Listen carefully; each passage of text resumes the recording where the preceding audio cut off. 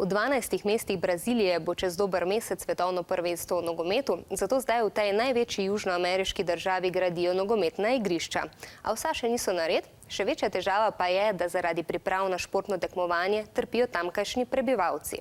Takole je okoli 2500 družin s šotori, ki so jih izdelale same, zasedlo zemljišče v bližini stadiona, kjer bo otvoritvena slovesnost nogometnega spektakla. Svetovno prvenstvo v nogometu je za veliko Brazilcev, ki obožujejo brcanje žoge, nekaj posebnega.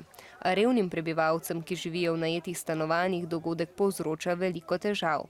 Zaradi prvenstva so se cene hiš in stanovanj dvignile, tako da revni ljudje ne morejo več plačevati najemnin in so ostali brez domov. Da bi opozorili na to, so se zbrali na enem mestu. Diz que é descaso com a população lá, ó, Itaquerão, gastado muitos milhões. E ó, nosso povo como vive aqui, ó, não tem água, não tem um banheiro decente para usar. É muito ruim. Até me emociono. Morar ali, ó, num barraquinho de bambu e lona. A tia perdeu a casa aí, ó, tá morando ali. Pravijo, da bodo protestirali, dokler vlada ne priskrbi dovolj stanovanj po ceni, ki jo revni Brazilci zmorejo plačevati.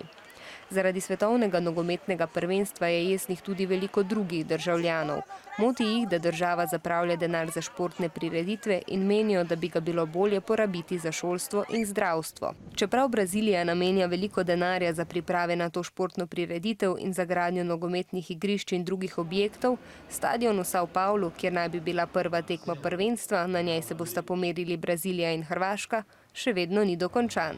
A organizatorji zagotavljajo, da bo nared tik pred prvenstvom.